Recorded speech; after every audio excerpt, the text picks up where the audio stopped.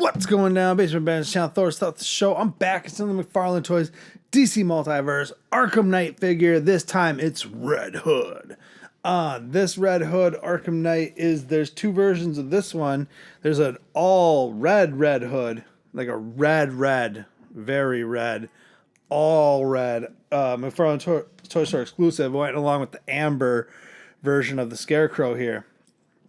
And then there was the regular Scarecrow, regular Red Hood in the video game coloring, which is way better, way better. And then there's an Arkham Knight Joker floating around. So outside of that, you can get an Arkham Knight Batman if you can find him. I would grab him. And then there's Arkham Knight himself. Is that it for the Arkham Knight figures? Killer Croc may be Arkham Knight now. But let me know in the comments all the Arkham Knight figures. I can't remember right now. But this Red Hood, I've passed on, what was it, the Gotham Knight's Red Hood, because I didn't like Never Skipping Shoulder Day Red Hood. He was like too big. I don't know. It was just, there's something about that Red Hood I did not care for. But this Red Hood, when I saw him with the Scarecrow, when I was out and about, I had to snag him because I dig this. I dig this hooded version, Red Hood with the hood up, a lot. Like a lot. And I also dig that he comes with a pair of extra hands. They look like they could hold something maybe, and they have trigger fingers for something weirdly. You get this spiral fire accessory. I don't know. It's cool. I don't know why. I don't know that he punches fire, but I'll take it. And then you get this fire kicking accessory. So you get two fire accessories, two extra hands, which already, if you watch the Scarecrow video, he had nothing. Like, I mean, nothing. So starting out pretty good for this Red Hood. I ain't gonna lie. Your handy dandy McFarlane standee.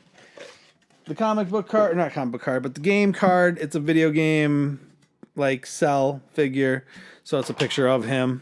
But it's the real coloring. Boom. There we go. Jason Todd himself, the Red Hood. This jacket is sick. It's like a motorcycle jacket, but more like a not like a Harley motorcycle jacket, more like a crotch rocket motorcycle jacket. And then it's got the hood. Hoodie is like underneath the jacket. You can see it kind of sticking out underneath. I wish the hood came down. You can pull it down. You can force it down and kind of expose the helmet a little bit more. The helmet exposed looks okay. They probably should have just given you a full smooth helmet and like really done the helmet fully underneath. It looks like they only half did it. And then the rest is like really bumpy and whatever. But the helmet in the front with the two little silver parts looks great. And then you got the red bat symbol on the front, on the back. You know, I love the black, red, and gray motif of this upper torso. And then the bottom is fantastic. It did the same thing that this Kyle Rainier that I recently did, where it has these knee guards, but the knee guards come off, so it's still double jointed knees underneath. And then he's got, I wish these were actually functional. He's got clips. Now, I just wish that, this one's not, no, they're not glued down. I just wish the clips, like, it looks like there's holsters. These should be holsters, right? And the gun should slip in the holster in between. And then you got the clips on the outside. A great utility belt with a couple canisters in the back, in the front. It's a really, really solid figure. The armor underneath plate has some great like detailing and stuff to it. You can see like a strap even across the chest. And then the boots are cool. It looks like they're just ball ankles underneath that, you know, molded cap from the pant. But this is a solid figure. I will say, detail wise, I do like this guy better. Now he has the fists and open hands, so accessory wise, and he gets this, you know, you get the kicking. You get the goes on the calf, I believe. So like when he's kicking, hiya, try to get it on there. That's tough. That's tough. That ain't easy. It ain't easy. There we go. Get that on there. You know, flame kick. Rah. Who had the flame kicks? No, flame breath. Dulcim in Street Fighter. Yeah, nailed it. And then I think you just put the flame hand over one of his fists. Yep, that's exactly how it goes. So, flame kick, flame punch. Hiya! Burn. Burn it down. That's actually pretty dope. God dang. Honestly, the Rebirth Red Hood is like the Red Hood. Like, that's the Red Hood. That's the Red Hood. That's for me. At least that's the Red Hood. That's the Red Hood. The Three Jokers one is all right. He looks a little too million. And then the Gotham Knight one's like the reverse. He was like too yoked with the shoulders. You got them, pumpkin shoulders. But this one is like a perfect blend of all of them. If the holsters were functional on the side and he had weapons, now I'm getting super nitpicky because this is a high 9.5 as a figure. I think if the helmet was full, on, and I would just say not even that it had the pew-pews, but had functional.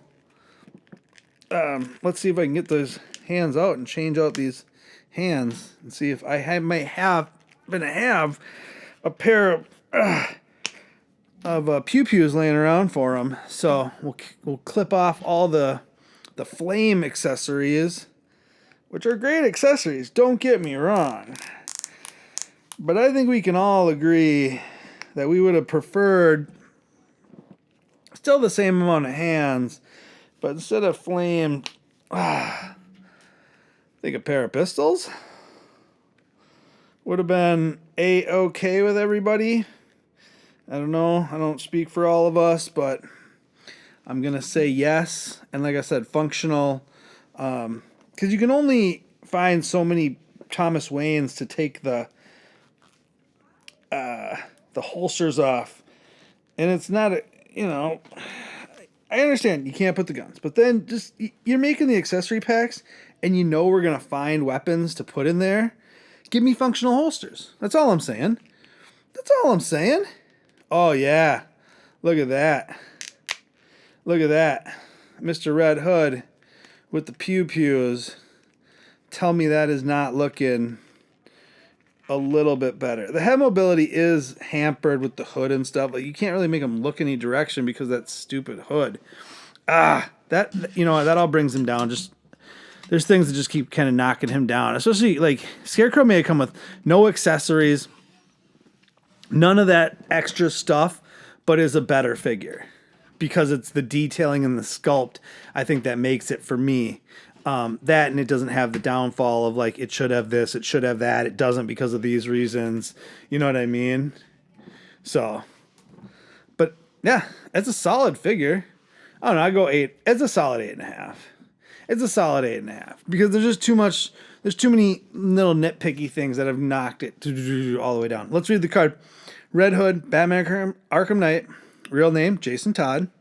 Since vanquishing the Arkham Knight persona, Jason Todd was able to lay his vengeance against Batman to rest and begin to heal the damage that was inflicted on him in Arkham Asylum. It was during this recovery that Red Hood was born. Now, while he is once again aligned with his former mentor in wanting to rid Gotham City of its criminal contingent, Jason's Todd proclivity for capital punishment will forever keep them at odds, which is why he should have pew-pews and functional holsters.